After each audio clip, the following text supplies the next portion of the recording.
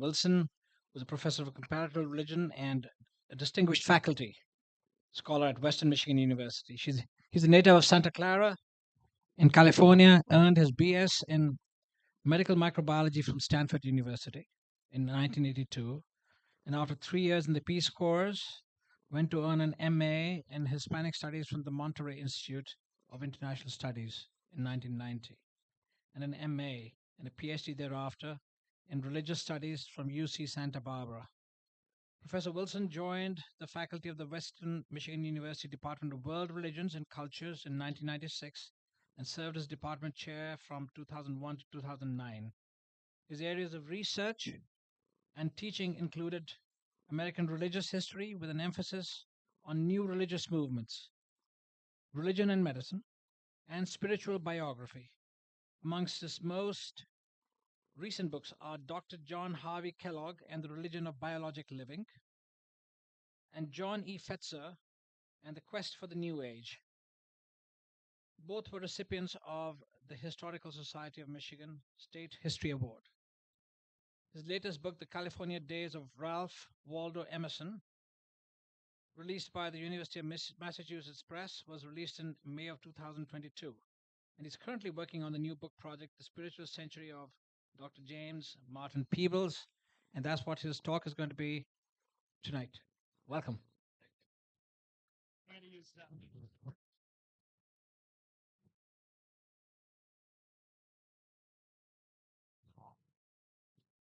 There we go. Test, test, test. Can everybody hear me? Is that okay? Okay, so tonight, now for something completely different. So this is actually my fourth talk at the Torch Club. And the first one I gave was on John Harvey Kellogg. And the second one I gave was on John Fetzer. And the third I gave was on Ralph Waldo Emerson. All kind of spiritual eccentrics. That's what I'm really interested in, doing biographies of spiritual eccentrics. And probably most of you knew something about those three people, before I came and talked about them.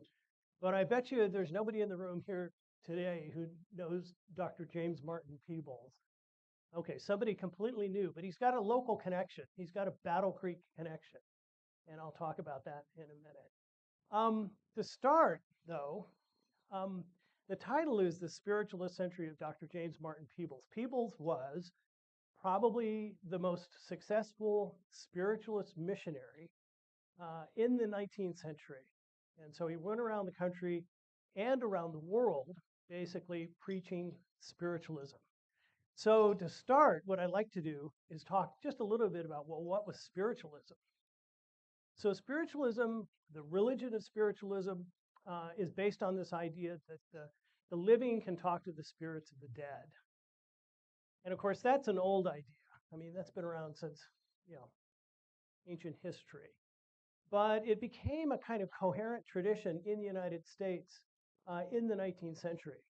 And for a time, it was one of the fastest growing religions in the United States. And today we think of, like ghost hunters or ghostbusters or those kinds of things, and it's kind of hard to take this stuff seriously. But it was a major tradition back in the 19th and early 20th century when it began to fade. So the birth of American spiritualism occurred in this little tiny farmhouse in upstate New York, outside of Rochester, a place called Hydesville. And the story goes that these two sisters, the Fox sisters, Maggie and Kate, went to bed one night in the loft of this little tiny cabin, and they began to hear knocking noises. And they couldn't account for where those knocking noises were coming from. And it kept happening. It kept happening. And they couldn't figure out where these noises were coming from. And eventually they decided there must be something supernatural going on in this house. And so the youngest, Kate, decided to do an experiment. And every time they heard the knocking sound, Kate would mimic it and try to get the knocks to kind of coincide. And eventually they did. And so they decided, the Fox family decided that what they were doing was actually talking to the spirit of a dead person who had some connection to the cottage. Yeah. And eventually what they did is they expanded this to start asking more kind of complicated questions. They had a kind of yes, no, 2 knocks for no, 1 knock for yes, that kind of stuff. But that could only get you so far until somebody decided, well, one way we could do this is by coming up with an alphabet board. We were talking about this earlier. Yeah, and this is rather laborious, but you know, you could actually build up sentences this way. You go A, B, C, D. Okay, the word begins with D, and then you go on like that. And of course, everybody knows what this eventually evolves into, the Ouija board. Yeah, so the Ouija board actually goes back to the early 19th century. It was only commercialized in the late 19th century, and they're still being sold today. You can still buy Ouija boards today.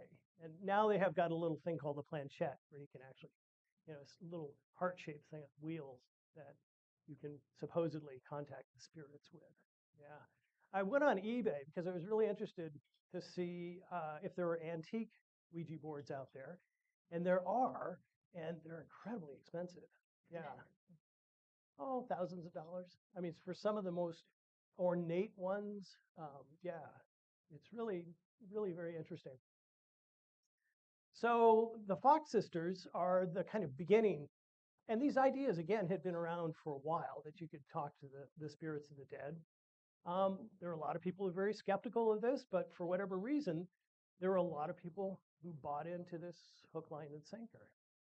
And part of this, scholars speculate that maybe what was going on here was with the rise of science and this idea that you needed to empirically prove things.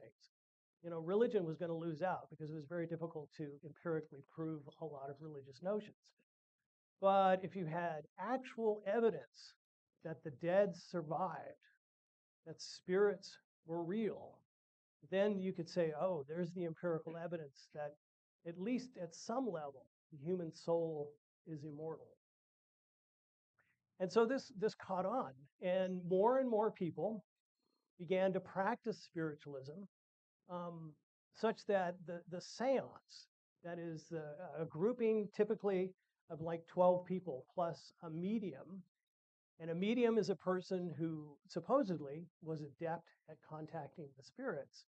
These groups would start meeting in order to basically have conversations with the dead. And of course, a lot of people wanted to talk to their dead relatives. This was a period of the lifespan was short. Children routinely died, either as babies or young children. There were a lot of bereaved people out there. And so this was one way of basically dealing with grief, was to basically go to a seance. Other people believe that, oh, we can get a better notion of how the cosmos is put together. Yeah, and create a rational empirical religion based on what the spirits tell us. And in fact, a kind of theologian of the spiritualist movement arose, and his name was Andrew Jackson Davis. He was a spirit medium, and he came to be called the Poughkeepsie Seer because he was from Poughkeepsie, New York. And he basically, what we would call today channeling, he would channel the spirits of the dead and higher beings, and then he would write down what he learned, and he claimed that he actually could travel astrally in the afterlife and view with his own eyes what was going on in the afterlife. And he wrote these very long, multi-volumed books about what he learned. And it's interesting because the 19th century had a great taste for these very densely written, multi-volumed books because these things sold thousands. It was amazing. He also had a newspaper later on. In a nutshell, what Davis was teaching was that the world, that the cosmos, the universe, was essentially a series of concentric spheres, and beings lived on each one of these spheres. And the first sphere, of course, is the earth. And when you die, your spirit either goes to the next sphere or the third sphere, depending on basically um, your how moral a life you led, how meritorious a life you led. But the idea was that no matter where you wound up after death, spirits evolved over time. Spirits could transform, could basically evolve to higher spiritual levels. And so spirits would only spend a certain amount of time, and it's debated how much time, each one of these spheres, and then essentially rise to the next level, to the next level, to the next level, until you live eternally in the presence of God, however you conceive God. Yeah. And Andrew Jackson Davis was an interesting character because he rejected Christianity. He didn't like the kind of Judeo-Christian notion of God, but he had a kind of notion of God, which he called the sensorium. Now, what that means, I'm not really too sure. It's kind of this vague notion. But this whole system was essentially based on the idea that your soul could essentially evolve over time and reach higher and higher levels of spiritual existence. But while you were in the lower spheres, the idea was that you were close enough to the earth that people could actually contact you. And Andrew Jackson Davis said that the second and third spheres were a whole lot like living here on earth, but a lot better. Yeah. It was always sunny. It was always beautiful. People would attend classes. They'd go to concerts. You wouldn't have to work for a living unless you wanted to. It's this very kind of kind of down to earth, if you want to put it, notion of the afterlife. So this was, again, very popular. And there began to develop a series of institutions. Spiritualism became institutionalized beginning in the 1850s and the 1860s. So there were private circles, seances that would meet on a regular basis with a medium. There were churches where they would have seances, but they would also have a minister, a spiritualist minister, who would basically preach the spiritualist gospel out of people like Andrew Jackson Davis, out of their words. There were state organizations, there were national organizations, and eventually spiritualism spread beyond the United States, first to England and then Europe, and then around the world. It was particularly very popular in France, and a French version of spiritualism called Carticism wound up getting exported to Brazil, such that today one of the largest religious traditions in Brazil is Carticist spiritualism. And the Carticists believed in reincarnation. That's the major difference between American spiritualism and Carticism. So to this day, Brazil has a huge population of spiritualists. There were also spiritualist publishers and bookstores.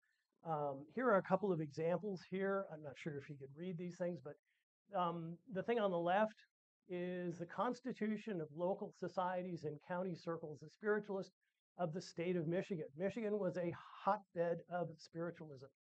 Yeah, there were a lot of spiritualists here and in the Midwest generally.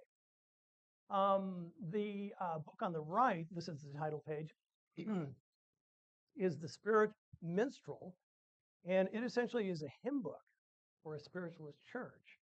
And typically what they would do is they would take popular spiritualist Christian hymns and they rewrite the lyrics to make them spiritualist. Yeah. And so these things were very popular and sold quite well for the use in spiritualist churches. So for my project, one of the best sources I found was the spiritualist newspapers. There were literally hundreds, I guess, spiritualist newspapers throughout the United States and the world. One of the most popular and the longest lived was this thing, Banner of Light, that published from Boston. And they were in business for 60 some odd years. And it was basically sold wherever there's spiritualists in the world, people would know the Banner of Light.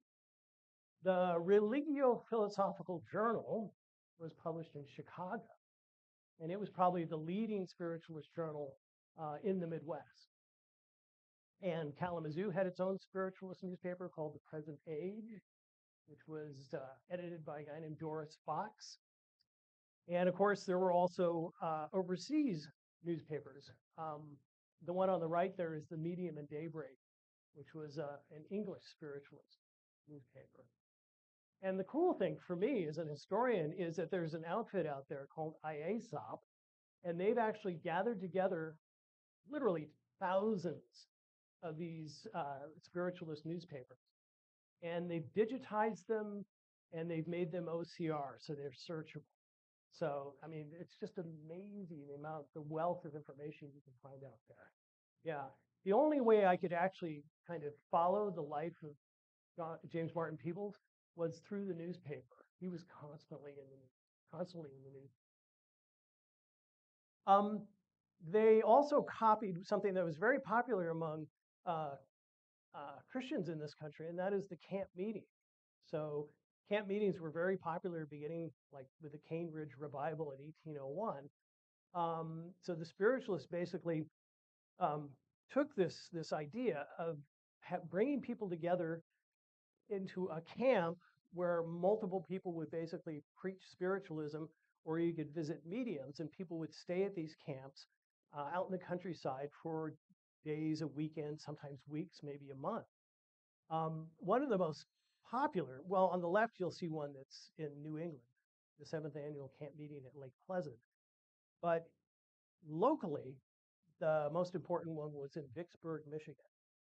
There was a camp meeting, a spiritualist camp meeting in Vicksburg for decades. And it was so popular that people from Indiana would come up to attend the Vicksburg spiritualist camp meeting. And again, what would you do? Well, you would listen to spiritualist preaching, you'd go to the mediums, you'd participate in seances, you might buy the literature, you might subscribe to newspapers, you'd be able to basically hobnob with other spiritualists. And it was a social gathering as much as it was a religious gathering.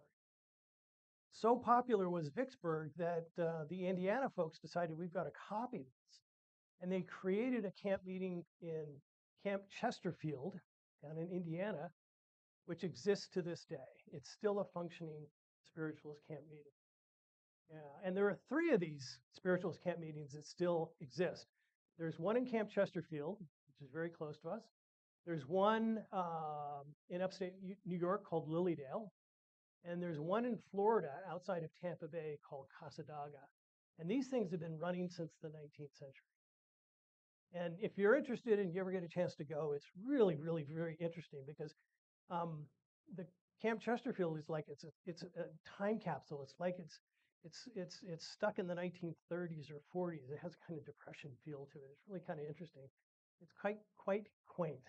But you go, and part of the camp are these bungalows that the individual mediums basically own, and they have shingles out in the front. They basically tell you their specialties, and you can go and make a reservation and pay a certain amount of money and have a seance to this day. John Fetzer was really fascinated with Camp Chesterfield. I talked about that a couple years ago. So all of this is just kind of background for where this guy, James Martin Peebles, came from. Here he is, and he had this wonderful patriarchal beard. He took the story of Samson and Delilah very seriously, and he never cut his hair and he never shaved. And he said, I'll never wear a hat because that'll only make me bald. Okay. He was born in Vermont. His family were farmers, kind of lower middle class, I guess. But he managed through his own kind of pluck to get a pretty good education, all the way through what we might think of as a kind of junior college. He went to an academy and got a very good preparation in languages and literature. And from there, he decided to become a Universalist minister.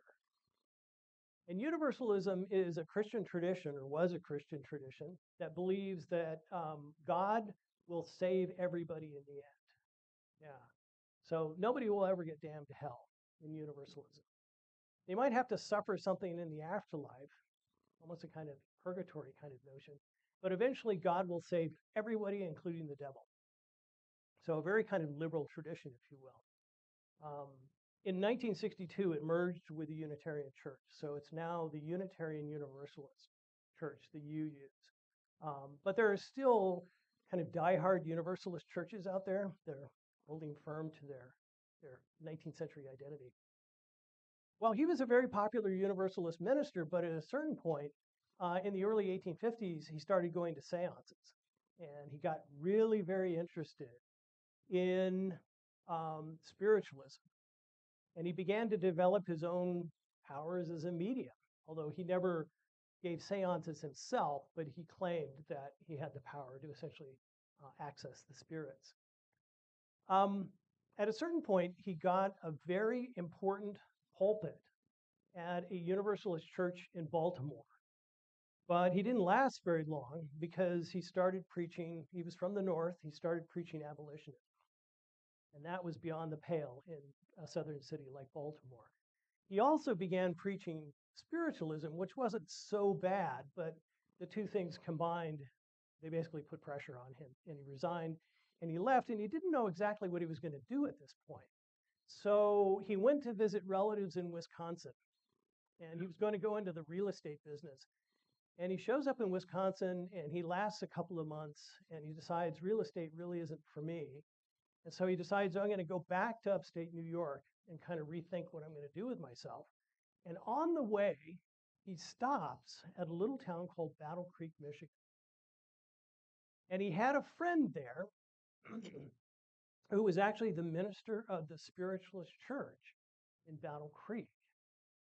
And the interesting thing about Battle Creek is that it was originally founded by Quakers, and the Quakers tended to be very liberal Quakers. Hicksite Quakers was what they were called. And eventually, every single Quaker in Battle Creek converted to spiritualism for whatever reason. And so the Quakers ceased to exist, but this spiritualist church basically became one of the better established churches in Battle Creek. And this is before the Seventh-day Adventists show up in the 1850s. They called themselves the Progressionists. And they actually they published this broadside, a declaration of principles believed and advocated by the Progressionists of Battle Creek, Michigan. This is 1858. So in addition to spiritualism, they were also into all sorts of reform movements, abolitionism, prison reform, women's rights, suffrage, all sorts of different different reform movements. And so they call themselves, instead of calling themselves a spiritualist church, they called themselves the Independent Church of Battle Creek, Michigan, and they themselves were the Progressionists.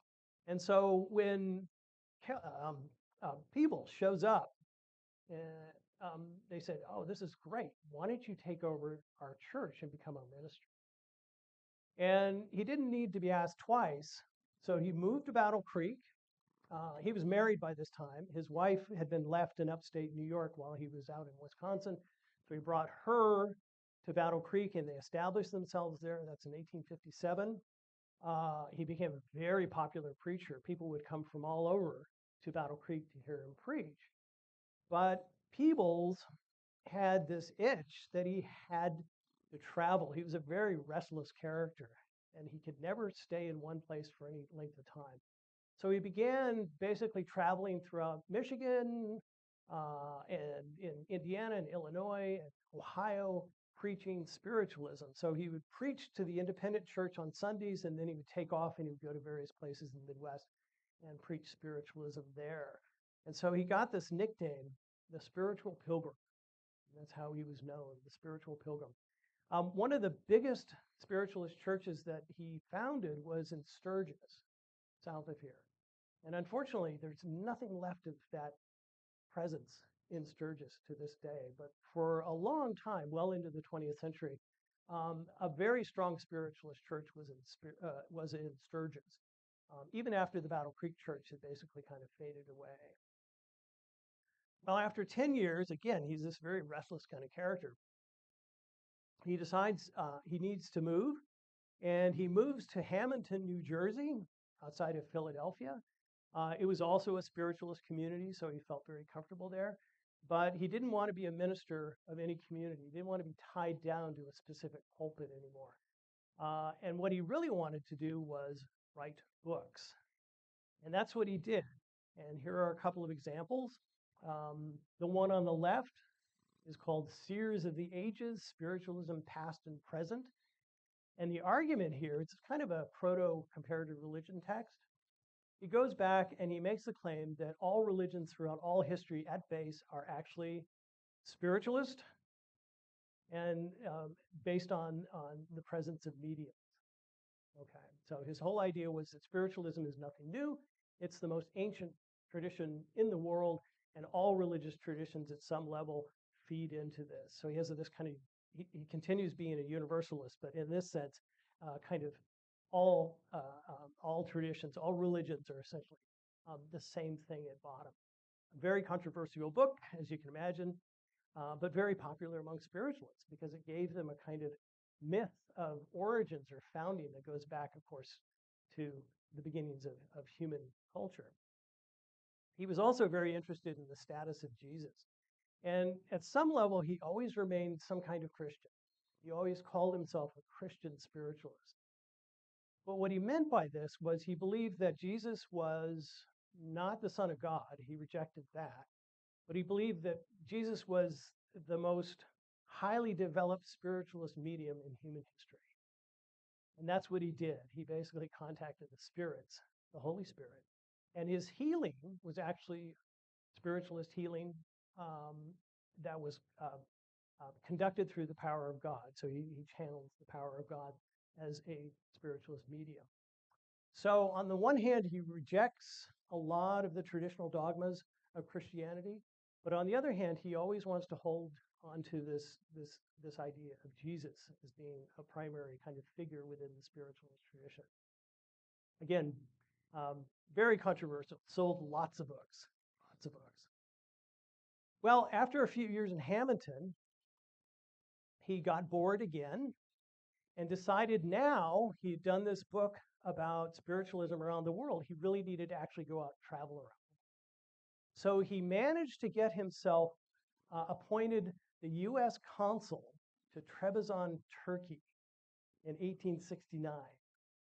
And you can't read this, but this document is essentially his kind of letters patent from Ulysses S. Grant, basically appointing him as the consul. Now, a consul is not the, oh darn, I'm blanking on the word, ambassador, thank you. It's a much lower level position. It is unpaid. And essentially your job is to grease the wheels of commerce, American commerce, wherever you happen to be. Trebizond is this back of beyond, I don't know what it is today, but it was back then, a kind of back of beyond Turkish town on the Black Sea, which had very little commerce. So people could not actually even make a living on the fees there. But it's not clear that he was ever very serious about staying any length of time in Trebizond in Turkey. What he wanted was the paper that said he was a consul. Because then, as he traveled around the world, he could always call on his fellow consuls to give him hospitality. And that's what he did. And there was a kind of brotherhood of consuls, US consuls around the world. And he took every advantage of that. And so this was probably more a ploy to get this very, important kind of designation that would allow him to do his world travels. Because he came back from Turkey very quickly. He actually traveled throughout Europe for a couple of months and then came home. He was probably in Turkey for maybe 3 or 4 months, and that's it. He was waiting around for his appointment to be confirmed by Congress. That's it. So after that, he takes his first world tour in 1872, 1873.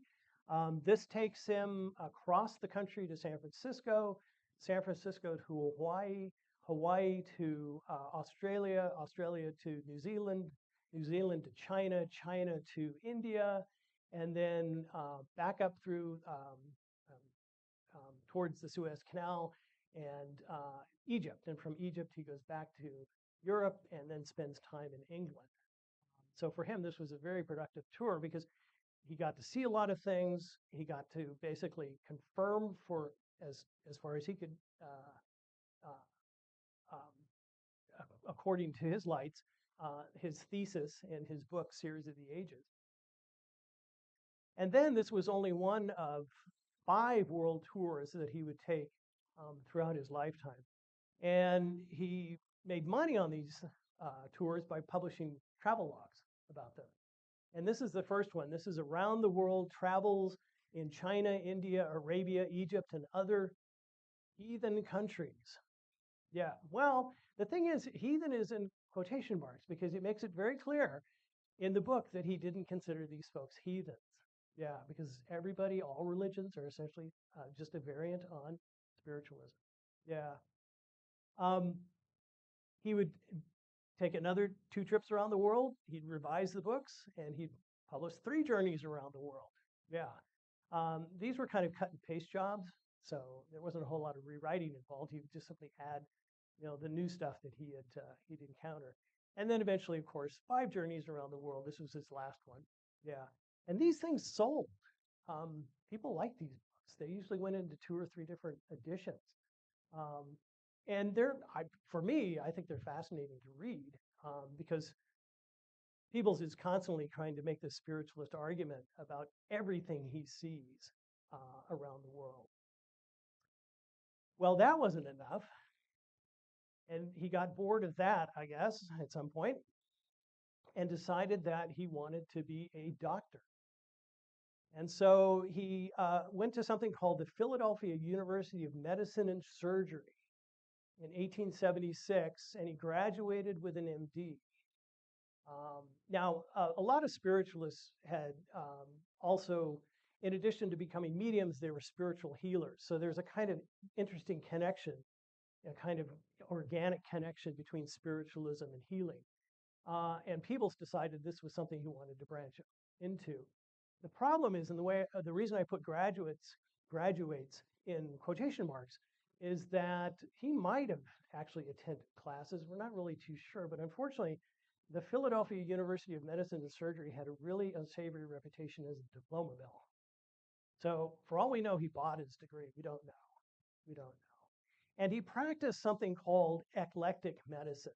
So eclectic medicine was different from regular medicine because essentially their philosophy was we will employ whatever healing agents work, whether they be herbs, whether they be mineral medicines, whether they be surgery, whether they be massage or things like that, all the way up into including spiritual healing or psychic healing. So an eclectic was somebody who basically he would do whatever is necessary to heal the patient. Yeah. And of course, these folks were not very popular with the regular doctors or the AMA, but there were a number of eclectic medical schools around the country. One of the biggest ones was down in Cincinnati, Ohio. And it only went out of business in, I think, the 19-teens after the Flexner Report. So it was around for a long time. Well, Peebles didn't want to settle down. He wanted to go back on the road. So throughout most of the 1880s, he was a medical itinerant. And he would go to towns, he would give a lecture on hygiene or something like that, and advertise his practice, which would meet in his hotel room. And you could go up to his hotel room at specified hours, and he would basically heal you of just about anything. So this ad here, let me see if I could read some of the things he can actually heal you of. Catarrh, consumption, dyspepsia, dropsy, rheumatism, heart disease, liver complaint, constipation, neuralgia, skin diseases, epilepsy, kidney difficulties, nervous troubles, deafness, etc. And then it goes on and lists all sorts of other things, including cancer. Yeah, well, this was lucrative enough that he decided to create a sanitarium based on his medical principles. Now, he knew John Harvey Kellogg when he was in Battle Creek, when Peebles was in Battle Creek. He knew Kellogg as a kid, as a little boy. And he'd been following John Harvey Kellogg's progress, building up the Battle Creek Sanitarium. And he realized that this was a great deal. So he was going to create his own sanitarium. So he created his first one in his hometown in Hamilton, New Jersey. It was actually just his home, where he basically hosted patients. And then, for a variety of reasons, he decided he wanted to move to what was the health belt in the United States at the time, which was the Southwest. So he went to San Antonio, Texas, and built his San Antonio Sanitarium, which is that building on the right there. And unfortunately, in 1894, this thing burned to the ground. He lost one of his patients who died. It was completely underinsured, so he was pretty well wiped out financially. And so he left town and continued further west to San Diego, where he created his third sanitarium and basically was there for about 10 years, I guess. He continued publishing. So he had his medical texts, and again, I put that in quotation marks. This is something called Death Defeated, the psychic secret of how to keep young. He was also one of the earliest and most vociferous anti-vaxxers. And he wrote a book called Compulsory Vaccination, A Menace to Personal Liberty, which was a very popular book, went through many editions. And as I was doing research for this, I found out that anti-vaxxers were still quoting him to this day. Yeah. He also published, of course, a newspaper of his own called The Temple of Health, a monthly journal devoted to life, health, hygiene, and home. Well, he found that the most lucrative part of his business was selling psychic cures through the mail and patent medicines. So he created a new business in Indianapolis with a protege of his, a guy named J.A. Burroughs, there on the right. And this was just simply called Dr. Peebles and Burroughs, and successful specialist in chronic diseases. And you can see under Dr. Peebles there, it says great psychic powers. And the idea here was that you would send Peebles and Burroughs a card on which you listed your symptoms, your age, your sex, some other information, and a $5 bill. And Peebles or Burroughs would send you back a notice that you should make yourself available at a certain time of day on a certain date. And there are all sorts of things you were supposed to do. You're supposed to lay down on a bed and have a vase of flowers and a glass of pure water by your side and just be calm. Dr. Peebles would essentially make the connection psychically and heal you through his power of his mind. Yeah. Now, what's amazing about this is he made a great living at this. And apparently people were repeat customers. Unfortunately for their business, though, the state of Indiana eventually stripped Burroughs of his medical license, and so they decided, okay, we got to blow town. We can't stay here. Where to go? Where to go? Where to go? Well, they decide, of course, to go to Battle Creek. They come back to Battle Creek because by this time, this is the 1890s. The Battle Creek Sanitarium is probably the largest, best known kind of health destination in the United States, if not the world. And around the Battle Creek Sanitarium had grown up all sorts of different independent sanitaria and also people selling patent medicines and cures and all these kinds of things. And then on top of that, health food, cereals. So Battle Creek in the 1890s was a bustling place, and it was a great place for you to basically establish your business. And so Peebles and Burroughs relocated to Battle Creek. And as you can see, there's a name, age, sex, and leading symptom to receive an absolutely correct diagnosis. Free diagnosis notice. If you wanted to actually be cured, you'd have to send in your money. Yeah. The business was so successful and grew so fast that they began to have to add new psychic doctors to the list of doctors they employed, as well as an ancillary staff of maybe 20 to 30 people to basically, answer the mail and do all these kinds of things. They advertised widely, and especially after Peebles eventually broke with Burroughs, kicked Burroughs out of the business, and founded something called the Peebles Institute of Health. And these ads would appear in spiritualist newspapers, but in the most unlikely secular magazines and newspapers as well. I mean, it's just amazing where you can find these things. And so you can see cured by psychic power. any and all diseases cured by a combination originated by Dr. J.M. Peebles, the grand old man of Battle Creek, Michigan. Startling cures by a Battle Creek man. Battle Creek, the greatest health center of the world, has produced a treatment that is revolutionizing the cure of diseases. This was so successful, it was reorganized as a publicly traded company in 1902. They began selling stock, and they paid pretty good dividends for about 10 years after that. So this was a real going concern until finally the federal government caught up with them, the post office caught up with them. And Peebles and a couple of his other psychic doctors were indicted for mail fraud. And what's interesting, what they were actually being charged with was not necessarily whether psychic cures through the mail actually work, but apparently people were thinking they were being healed by Dr. Peebles out of Battle Creek when he was actually at that time in Australia. And Peebles have said, oh, that's no problem. Psychic cures work anywhere in the world. Yeah, that's not a problem. It must have been a really interesting case.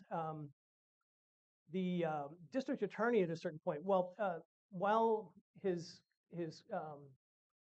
other two psychic doctors, a guy named Bobo and another guy named Green, were testifying. They basically said, Dr. Peebles has the power of Jesus Christ to heal. And so the district attorney basically put Peebles on the stand and said, Dr. Peebles, do you believe you actually have the power of Jesus Christ to heal? And the stories go, he stood up. He was a very tall man. He was over 6 foot. He was dressed in a Brooks Brothers suit. He had his long patriarchal beard. He was a very commanding presence. And he said to the district attorney, yes, I have the power of Jesus Christ to heal. And then he looks up and he says, and God may strike me dead if I don't. And apparently the courtroom just, no sound. You could hear a pin drop for about 30 seconds. And then he goes to the district attorney. Well, there you go. He was convicted.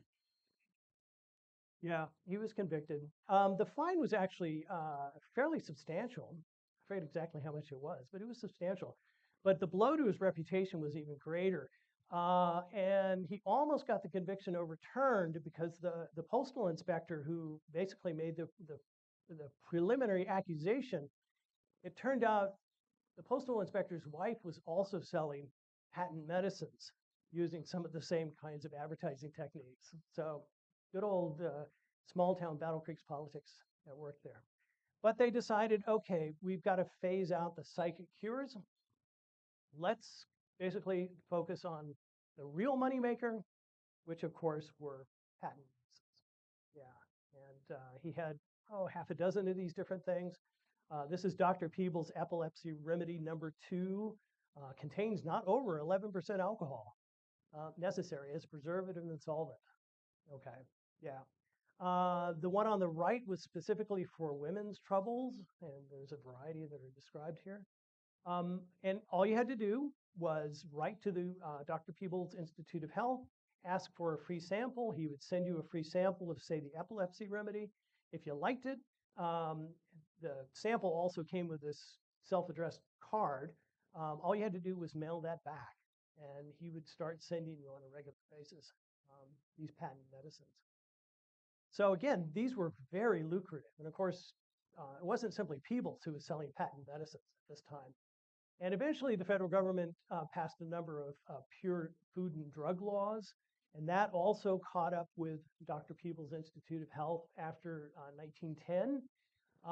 And so they began to phase out the advertising for these things. They still continued to sell them.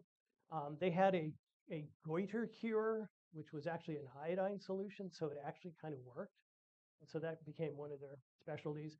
Eventually, the Peebles Institute of Health faded away, and it was changed into the Battle Creek Appliance Company. And the appliance they're selling was a truss for people who suffered from hernias. That was the appliance, and that was run by his partner, Dr. Bobo, who was the first person to create 18-hole golf course in Battle Creek. That was Dr. Bobo. That's his claim to fame.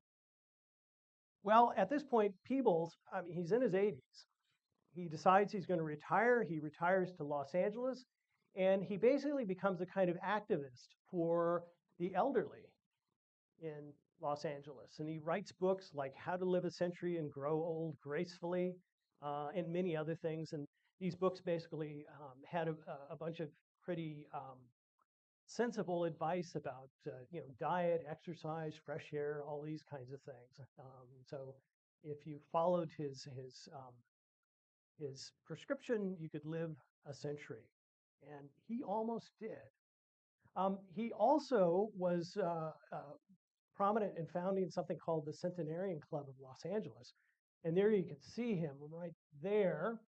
This actually comes from an article in the National Geographic that was written by Alexander Graham Bell of telephone fame. But Bell was talking about how more and more Americans were living into their 80s and 90s. What kinds of social problems was that going to create? And so one of the things that he highlighted were these clubs that were popping up around the country where people in their 80s and 90s, like Peebles, grouped together for fellowship and dinners and things like that. So Peebles basically spent the last maybe 10 years of his life as kind of a activist for the elderly.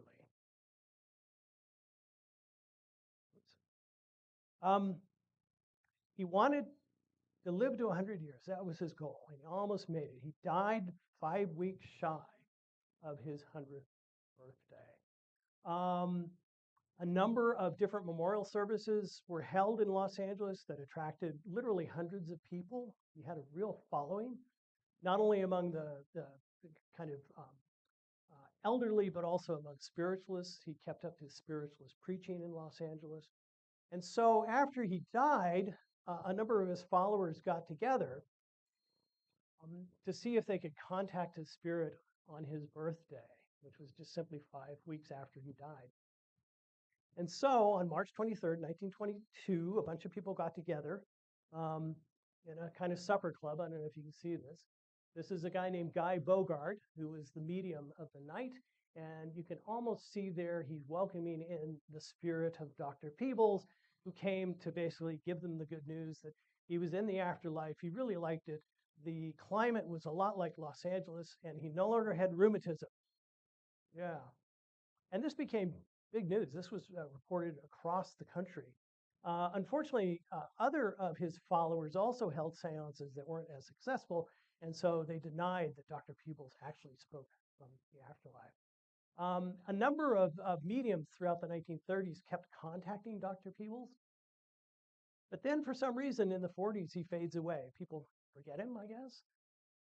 But for reasons I don't really understand, in the 1980s, a medium in Los Angeles began channeling Dr. Peebles again. And so now you have a number of mediums who their primary kind of contact in the afterlife is Dr. Peebles. And it's interesting the things they say about them. One of these mediums basically insisted that Dr. Peebles spoke with a heavy Scottish brogue. Well, no, he was from Vermont. He sounded like a Vermonter, and not a Scottish brogue. So that's the life of Dr. James Martin Peebles. Thanks for listening.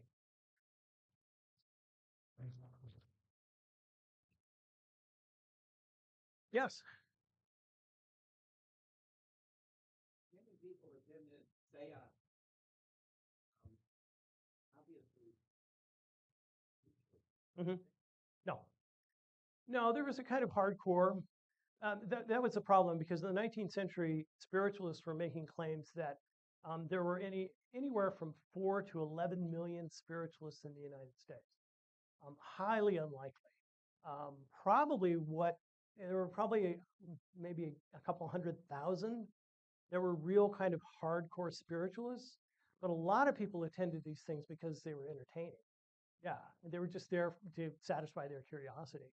So maybe millions did that. Yeah, and with the Ouija board and all these kinds of things, it kind of democratized it. Yeah, but as a religious tradition, I would say 100, couple 100,000. Yeah, yeah. But it did have a tremendous impact. You'd find, it's mentioned in newspapers and literature and all sorts of different contexts. Yeah. So culturally, it had quite an impact. His sermon that he heard, Yeah. right? He would quote from the Bible, but he also liked to quote from like the Bhagavad Gita or the Confucian Analects. So he was very kind of eclectic when it came to the scriptures he used, but he always liked to run his services like a traditional kind of Protestant service. So people would come in, they would sit down, they would sing hymns, and then he would preach. And typically, he would say he was inspired, but he wasn't channeling at that point. It's interesting. He never actually practiced as a seance medium himself for whatever reason. But then what they called a test medium would then come up, and people would ask questions about their relatives and things like that. And it was a test because whatever information the medium gave back to you, you could test whether you thought it was true or not.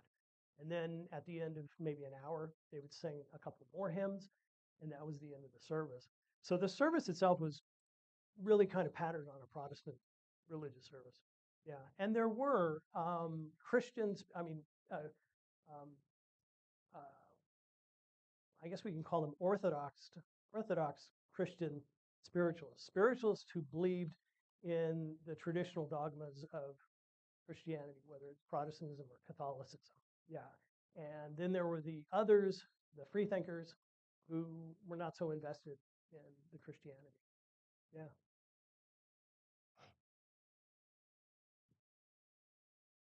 There were many connections.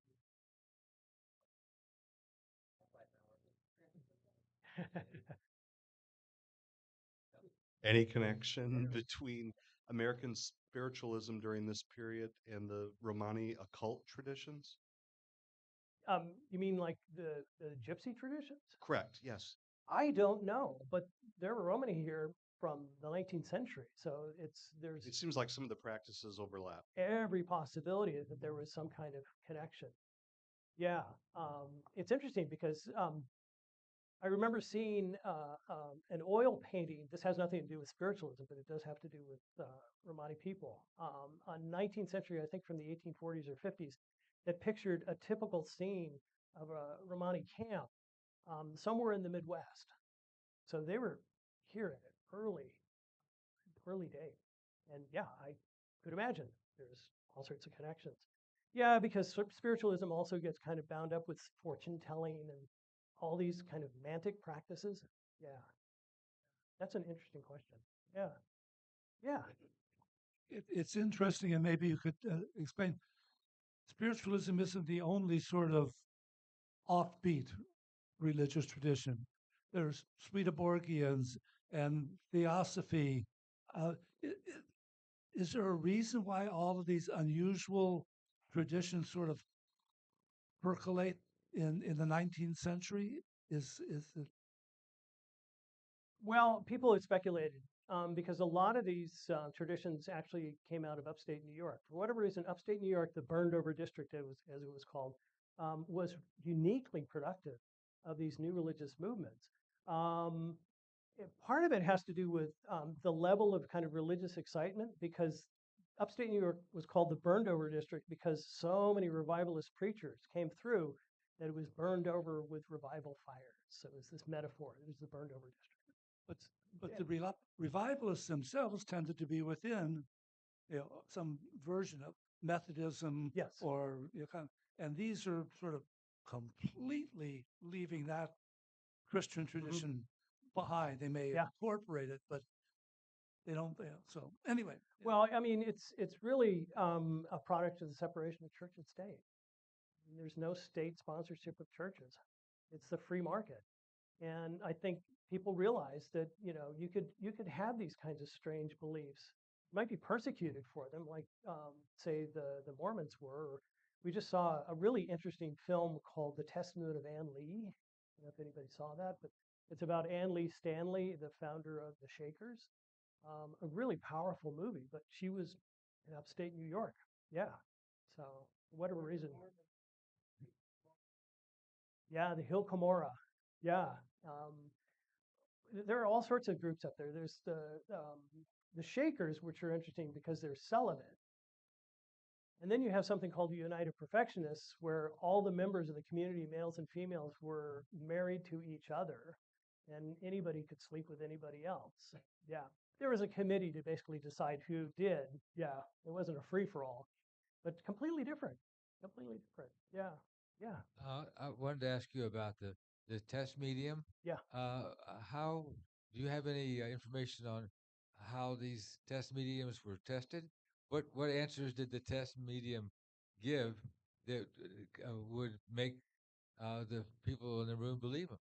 Well, they would people would ask very specific questions about, say, deceased relatives, like, what was their favorite food, or where were they born, or um, at a certain point they suffered an injury, where was it? And of course, skeptics would say, well, anybody with a newspaper could basically go back and look this stuff up. This is kind of, but um, the more specific, the more convincing a lot of people found it. So that's the test. The test is if they gave you correct information. But of course, the correct information was always scattered within a lot of misses, right? So it's confirmation bias. I Yeah. excuse me. Just want to add a comment along the patented drugs. Yeah. It was some time ago in American Science, American Scientific. The company, back in 1915, came up with elixir to basically keep you young, youth. And what basically it did, they added radium, which is radioactive, to this solution, and they were selling it like crazy. We were buying it. And then it took 7 to 8 to 10 years before they find out that this causes bone cancer, because radium is like calcium.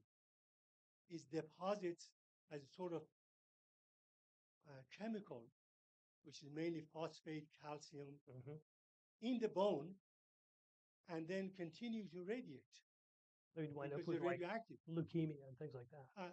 Not as much leukemia as the bone cancer, mainly jaw, Okay. femur. Uh-huh. So it took quite a bit before the FDA was established, which was 1928, to go after this kind of people who were taking advantage of the population. Yeah. And then the Coca-Cola basically has Coke. Yep. Coke. It took a while to get rid of it. So anyway, there were so many stuff like this because medicine was so primitive. Yeah. Up until 1900, they believed in two remedies for any diseases. One was enema, and the other was take the bloodletting. Yes. This was basically the basic of medicine and nothing else. That's how it was. Well, even earlier than that, there was calomel, which was the kind of panacea for everything. And calomel is a salt of mercury. Oh, that was even Genghis Khan. That makes sense. To give him the elixir of youth. Yeah. His physician prescribed him this magical element, mercury, because mercury is a shiny liquid orb. And he was taking it. And of course, what he does, he goes to a kidney and shuts it down. Yeah. That's what these salt and mercury would do to. Yeah, their life was totally different. And the people would believe it. It's so different stuff. And they would do it because you're sick. There's no other remedy. There's nothing else to do. So many people come up and take advantage of the people. Yep. Right? And I would say it's the access to non-stigmatized alcohol. I mean, if you went down to the local bar and you were drinking tippling, that would be a problem. But if you're taking a medicine, 11% for preservative purposes, yeah, that was better. That was, more acceptable. So, uh, when I read obituaries in Indian newspapers, they'll often say about an individual, he or she wasn't very religious, but was very spiritual. Uh-huh. What would they really mean by that? And what's your understanding of that? Is spirituality different from spiritualism, or? Yes. Yes. So spirituality is a kind of larger blanket category. And the distinction that's made today is you have a lot of people saying I'm spiritual but not religious. And in fact, so many people say that it's become an acronym, SBNR. I'm an SBNR. I'm spiritual but not religious. Oh, really? Okay. And what they mean by that is I don't like organized religion, Sure. but I do like to connect with the spirit. And so I think that's what most people mean when they say they're spiritual, but not religious, is that they practice religion in their own way. Yeah, they're essentially But spiritual yeah. individualists. But in these traditions, other than the absence of a distinct textbook, like you have in Mhm. Christianity or in Islam, Yeah. is there much? Do you see much difference? I mean, to me, they seem the same. All of these. You mean in spiritual traditions? No, all of this. It's the same quest to Oh, try and understand yeah. what What's maybe the in the origin of afterlife. Okay, so what's the origin of religion?